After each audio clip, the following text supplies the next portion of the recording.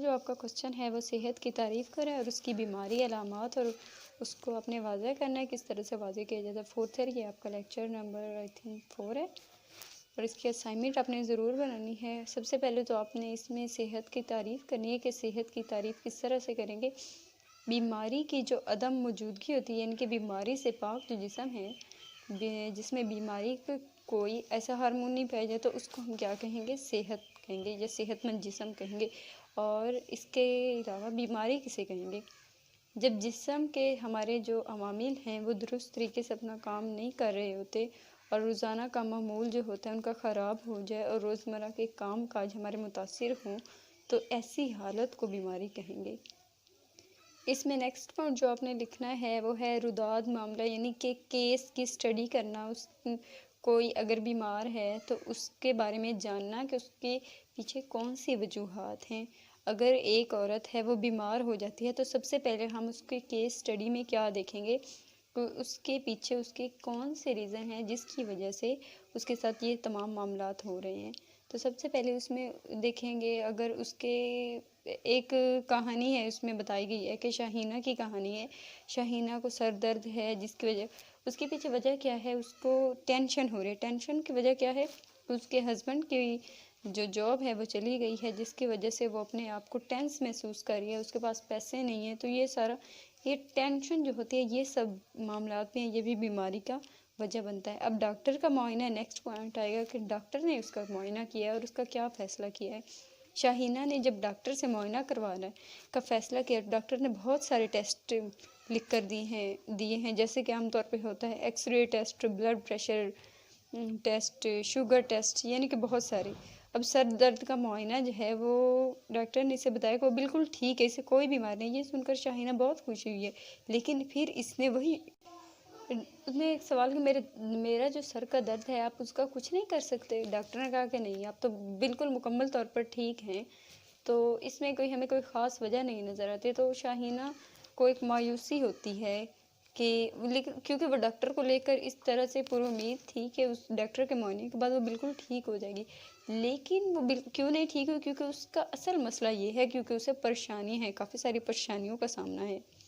ہم اس میں لکھیں گے وہ ہے کہ اس کی پریشانی کی وجہ کیا ہے، کیونکہ ڈاکٹر جو ہے وہ قابل تھا، اسے اس بات کی سمجھ آ گئی کہ شاہینہ کو مدد کی ضرورت، لہٰذا وہ کچھ دیر اس سے ایسی ماحول کو چینج کرنے والی اس نے باتیں کی۔ آخر کار اس نے شاہینہ کو مشورہ دیا کہ کبھی کبھار اپنا علاج ہم خود بھی کرتے ہیں، کیونکہ بعض بیماریوں کی وجہ نہیں ہوتی، اس کے پیچھے یہ وجہ نہیں ہوتی کہ اس کو خدا نخواستہ کوئی کینسر ہے یا کچھ بھی ایسا ہے، ایسی کوئی وجہ نہیں ہوتی۔ وجہ یہ ہوتی ہے کہ اس نے اپنے اوپر ٹینشن کو اوپر حاوی کر لیا ہے اور وہ کوئی خاص قسم کی غذا نہیں لے رہی اور پریشانیوں کی وجہ سے اسے اپنا جو آپ ہے وہ بالکل ویک فیل کر رہی ہے۔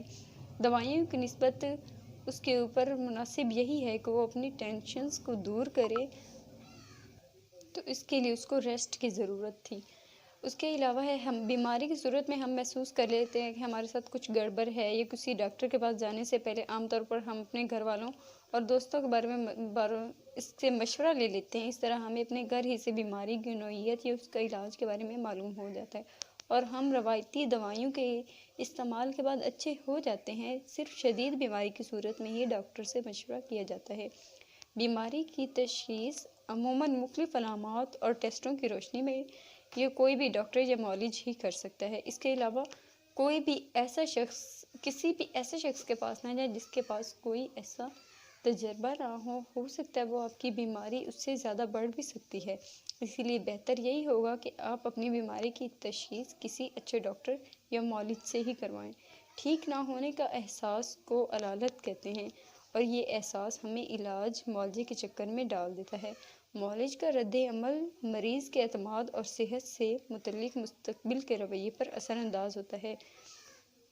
اگر ایک ڈاکٹر ہے، اس کے پاس کوئی مریض جاتا ہے اور وہ اسے کہہ دیتا ہے کہ نہیں آپ تو بالکل بھی ٹھیک نہیں ہو سکتے، کوئی چانس نہیں ہے آپ کے بچنے پہ، تو اس سے مریض اور ٹینشن لے گا، اس سے اور اس کا جو بلڈ پریشر ہوگا وہ بڑھے گا اور یہ ٹینشن جو ہے اس کی مستقل بیماری کا سبب بھی بن سکتی ہے۔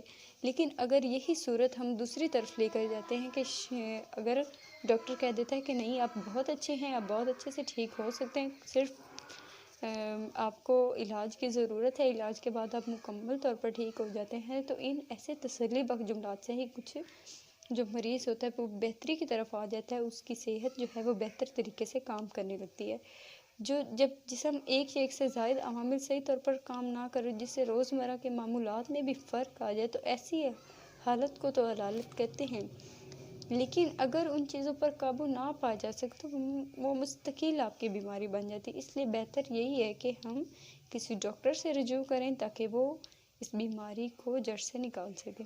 جب جسم میں کچھ ایسے تقریبی عوامل جن کی کوئی خاص وجہ مخصوص علامات ہوں اور ایسی حالت کو بیماری کہتے ہیں۔